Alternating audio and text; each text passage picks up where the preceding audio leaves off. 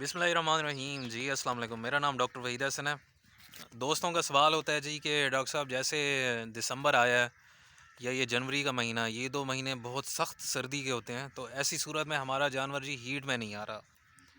तो इसकी क्या वजूहात हैं? हीट में क्यों नहीं आ रहा, या हीट में आ रहा है या प्रेग्नेंट नहीं हो रहा, तो ये क्या मसाइल हैं? भेड़ बकरियों में भी ये होते हैं, गाय भैंसों में भी होते हैं, तो उनके क्या मसाइल हैं, किस वजह से होते हैं? तो चंद एक जो वजूहात हैं वो आपके साथ डिस्कस करूंगा और उनमें बताऊंगा कि आप किस तरह इस मसले को काबू कर सकते हैं, मसले का हल किस तरह निकाल सकते हैं। और जिस तरह अच्छे महीने होते हैं फरवरी, मार्च, अप्रैल का महीना, या फिर इसमें सितंबर, अक्टूबर, नवंबर का महीना, ये निस्बतन मीठे महीने होते हैं, तो उनमें जानवर खुद ही अक्सर जो है ना वो हीट में आते हैं और प्रेग्नेंट भी हो जाते हैं उसमें, आसान महीने जो होते हैं। लेकिन जो सख्त महीने हैं जिस तरह जुलाई, अगस्त का महीना या सितंबर का कुछ हिस्सा, और फिर ये दिसंबर और जनवरी का महीना और फरवरी के चंद इलाकों में, तो फरवरी के शुरू में भी जो है वो शदीद सर्दी होती है, तो ऐसी सूरत में आप क्या करें? तो उसमें अर्ज़ ये है कि सबसे पहली चीज़ होती है जानवर की खुराक। और ये मैं हमेशा कहता हूँ खुराक। क्यों? क्योंकि जितना भी जानवर का सिस्टम चल रहा होता है, चाहे हमारा है या जानवरों का, तो वो खुराक की बेसिस पे चल रहा होता है। अब देखें, जिस जानवर की खुराक अच्छी होगी तो वो किसी भी मसले में नहीं गिरेगा, वो इतना बीमार नहीं होगा। कभी कभार आप सुनेंगे कि वो बीमार हुआ है, और कोई ऐसी और भी प्रॉब्लम नहीं होती। और इसी तरह टाइम पे हीट में आ जाते हैं जानवर, और टाइम पे जो है गबन हो जाते हैं। तो पहली चीज़ होती है खुराक। खुराक आपने लाजमी अच्छी रखनी है। खुराक के अब बहुत सारे जुज़ होते हैं, जिसमें वंडा भी शामिल है, घास भी शामिल है, green fodder, dry fodder, mineral mixture, yeast, toxin binder, और बाईपास फैट या ऑयल घी वगैरह। तो इन सारी चीज़ों का एक बैलेंस्ड वो देना चाहिए। अब जिस तरह सर्दियाँ आती हैं, एक जानवर की एक रिक्वायरमेंट होती है, हर जानवर का एक जो है वो फीडिंग प्लान होता है। तो वो आप मेरे साथ रब्ता कर सकते हैं किसी भी जानवर के फीडिंग प्लान के सिलसिले में। तो ये पेड कंसल्टेशन है, तो आप व्हाट्सएप नंबर मेरा शो हो रहा है, इस पर रब्ता कर सकते हैं। अच्छी खुराक के बगैर अगर आप ये एक्सपेक्ट करें कि जानवर हीट में भी आ जाए, वेट गेन भी अच्छा करे, दूध भी ज़्यादा दे, तो ये मुमकिन नहीं होता। ये ऐसे ही है जैसे आप एक पहलवान से एक्सपेक्ट करेंगे, पहलवान को आप कुछ ना खिलाएं या अच्छी चीज़ें ना खिलाएं। जिस तरह पहलवानों की तैयारी के लिए देसी घी और मुरब्बे वगैरह, बादाम वगैरह, अच्छी ग़िज़ा, गोश्त, दालें वगैरह, सब्ज़ी, हर एक की बैलेंस चीज़ मिलती है, तो तभी पहलवान जो है वो अच्छा परफॉर्म कर सकता है। तो जानवरों के साथ भी इसी तरह है, जब तक अच्छी खुराक नहीं होगी उस वक्त तक वो अच्छा परफॉर्म नहीं कर सकते। अब ये खुराक का है। आम जो महीने हैं जिस तरह मैंने बताए हैं, फरवरी, मार्च, अप्रैल, या फिर सितंबर, अक्टूबर, नवंबर, उसमें जानवर की एक जो रिक्वायरमेंट होती है खुराक की, उससे ज़्यादा रिक्वायरमेंट इस वक्त दिसंबर और जनवरी के महीने में होती है। 20 से 50% तक इजाफी रिक्वायरमेंट होती है। उसकी वजह यह है कि जानवर जब सर्दी में आता है तो उस वक्त ना सिर्फ जो है जानवर ने अपना सिस्टम चलाना होता है, दूध देना होता है, वज़न बढ़ाना होता है, बल्कि साथ जो है वो अपना बॉडी टेम्परेचर भी मेंटेन करना होता है। उस बॉडी टेम्परेचर को मेंटेन करने के लिए जो है वो एक्स्ट्रा एनर्जी चाहिए होती है।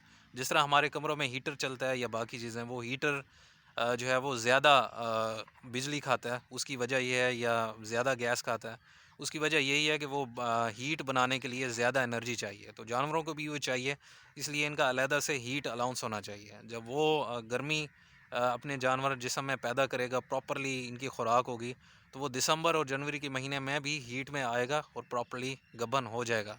ये कोई प्रॉब्लम नहीं है अगर खुराक सही होगी। पहली शर्त ही खुराक है।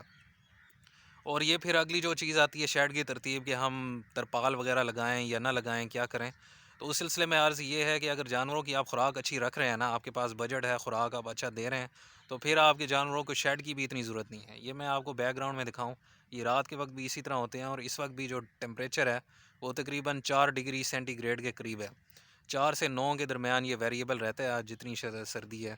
लेकिन फिर भी जानवर जो हैं ये खुले घूम रहे हैं। और ये इवन कि ये होता है कि जब हम रात को मतलब देखते हैं, तो रात को शेड में नहीं होते, उधर शेड में नहीं होते, बल्कि इधर ही ये खुले मैदान में होते हैं और बैठे होते हैं। सुबह जब हम आते हैं तो इनके पूरे जिस्मों पे ओस पड़ी हुई होती है, लेकिन ये इकट्ठे बैठकर जो है वो जुगाली कर रहे होते हैं। मतलब इनको कोई प्रॉब्लम नहीं होती। वजह क्या है जी? कि खुराक इनकी अच्छी है। पहली चीज़ आ गई जी खुराक, उसमें ये सारी जो बैलेंस्ड कम्बिनेशन है वो देना ज़रूरी होता है। अगली चीज़ है कि प्रॉपर आप वैक्सीन जानवरों की लाजमी करें। वैक्सीनेशन शेड्यूल भी मैंने दिया हुआ है अपने चैनल पर, उसकी तमाम हर एक की जो है वो वीडियो मौजूद है। जनवरी के महीने में कौन सी करनी है, फरवरी के महीने में कौन सी करनी है, इसी तरह। तो वो आपने वैक्सीनेशन शेड्यूल को फॉलो करना है, क्योंकि अगर कोई भी बीमारी आ गई वो जानवर को सप्रेशन में ले आती है, सप्रेस हो जाता है जानवर, उस वजह से वो प्रॉपरली फिर दोबारा हीट में नहीं आता। जिस तरह ये लंपी स्किन का हुआ था कि बहुत सारे जानवरों को ये प्रॉब्लम हुई, और वो फिर अभी तक जो है ना वो रिकवर तो हो गए, मतलब जान तो उनकी बच गई, वेट गेन भी अच्छा रहा है, लेकिन फिर साथ ये मसला रहा है कि वो दोबारा हीट में नहीं आ रहे या प्रेग्नेंट नहीं हो रहे। तो ये इन चीज़ों पे आपने गौर करना है। जानवरों के आगे जिस तरह ये है नमक की डली, ये पड़ी होनी चाहिए, ये भी किसी हद तक जो है वो मिनरल मिक्सचर की, ये मिनरल्स की जो है ना वो कमी दूर करती है, और हाजमे में भी किरदार अदा करते हैं। इसके अलावा जानवरों के पास जो है वो पानी हर वक्त अवेलेबल हो। ये बैकग्राउंड में आपको वो दूर खुरली नज़र आ रही है सफ़ेद रंग की, वो पानी वाली है। तो पानी साफ़ सुथरा हो और ताज़ा पानी हो। पानी पे आप लाजमी इन्वेस्ट करें कि पानी जो है ना वो, अब जिस तरह होता है कि अक्सर फार्मर्स जो है वो रात के वक्त, रात का बचा हुआ पानी जो है ना वो ठंडा पानी वो पिलाते हैं। तो वो ऐसा नहीं करना चाहिए। प्रॉपरली एक जिस तरह मोटर का ताज़ा पानी होता है, अब वो जानवर के आगे हर वक्त पड़ा हो, या कम से कम दिन में 4-5 दफ़ा आप पानी पिलाएं, तो फिर जानवर जो है ना वो पानी की भी क्योंकि रिक्वायरमेंट्स होती हैं जानवर की, तो वो पानी की रिक्वायरमेंट्स भी पूरी होंगी, तो उससे जानवर जो है वो टाइम पे इंशाल्लाह हीट में आ जाएगा। फिर अगला काम होता है कि जी ये सारी खुराकें देने के बावजूद भी जो है ना वो जानवर हीट में नहीं आ रहा होता, तो वो सिर्फ कोई 5 से 10% जानवर होते हैं। तो 5 से 10% जो जानवर होते हैं, उनको अगर आप प्रॉपरली जो है वो सिर्फ ये हार्मोनल प्रोटोकॉल होते हैं या हीट पाउडर्स होते हैं, वो अगर इस्तेमाल करेंगे तो उनसे भी जानवर जो है वो हीट में आ जाएगा और प्रॉपरली जो है वो प्रेग्नेंट हो जाएगा। अच्छा, अब जो हार्मोनल प्रोटोकॉल्स होते हैं ना वो हर जानवर के लिए मुख्तलिफ होते हैं। जो हीट में नहीं आ रहे होते उनके लिए अलहदा है। वैड़ियों के लिए जो है वो स्पेसिफिक प्रोटोकॉल्स वो अच्छे काम करते हैं।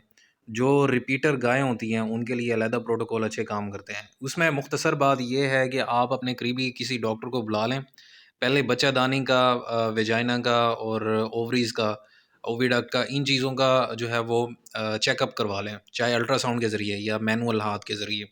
तो उसे अंदाज़ा हो जाएगा कि क्या प्रॉब्लम है। फिर उस प्रॉब्लम के स्पेसिफिक, जो उस प्रॉब्लम को ख़त्म करने के लिए जो इंजेक्शन इस्तेमाल किए जाएंगे, तो उससे जानवर टाइम पे हीट में भी आ जाएगा और प्रेग्नेंट भी हो जाएगा। तो ये एक दफ़ा मैं दोबारा समराइज़ कर देता हूँ। सबसे पहली चीज़ आती है कि खुराक। खुराक आप अच्छी देंगे तो जानवर जो है ना वो 80% से ज़्यादा, 80% से जानवर, ज़्यादा जानवर जो है वो हीट में आ जाएंगे और प्रेग्नेंट भी हो जाएंगे। पीछे जो 20% जानवर बचते हैं उसमें कुछ मौसम का इफेक्ट फिर भी रहता है हल्का फुल्का, तो तकरीबन 5-10% वो होते हैं। फिर जो 10% ऐसे होते हैं जिनको हार्मोनल प्रोटोकॉल की ज़रूरत होती है, किसी हार्मोन की ज़रूरत होती है, तभी वो हीट में आते हैं या प्रेग्नेंट होते हैं। तो हार्मोन्स में ये मुख्तलिफ जो हैं, जिस तरह मुख्तलिफ इंजेक्शन है, साइक्लोमेड या डेलमाजीन या फिर डेलमेरालीन, या मुख्तलिफ इंजेक्शंस हैं, कंसेप्टाल वगैरह, जिनका इस्तेमाल किया जाता है या तो प्रोटोकॉल में, या फिर जब एआई करते हैं, जब जानवर हीट में आ जाता है तो उसके साथ जो है वो डेलमेरालीन लगाते हैं 2 सीसी, या कंसेप्टाल लगाते हैं 2.5 सीसी या 5 सीसी गोश्त में, ताकि जो है कंसेप्शन का रेट बेहतर हो जाए। लेकिन इन तमाम चीज़ों का जो है वो सही रिज़ल्ट तब मिलता है कि जब आप प्रॉपरली किसी डॉक्टर को चेक करवाएंगे अंदर प्रॉब्लम क्या है, उस प्रॉब्लम के सही डायग्नोसिस हो और फिर सही प्रोटोकॉल लगे, तो फिर वो जो बकिया जो 5% है वो भी हीट में आकर प्रेग्नेंट हो जाते हैं। पीछे सिर्फ तकरीबन 5% बचते हैं या 5% से भी कम, जो जानवर जो है वो या हीट में नहीं आ सकते या प्रेग्नेंट नहीं हो सकते। वो मुख्तलिफ होती हैं कि या तो उनकी ओवरीज ही डीजनरेटेड हैं या और प्रॉब्लम्स हैं। तो इसके सिलसिले में मैंने मज़ीद डिटेल्स में वीडियो बनाई हुई हैं, तो डिस्क्रिप्शन में मैं लिंक दे देता हूँ, वहाँ से आप देख सकते हैं। तो आज की वीडियो यही थी। तो जो है वो दुआ में याद रखिएगा। अल्लाह आपका निगहबान हो। अल्लाह हाफ़िज़।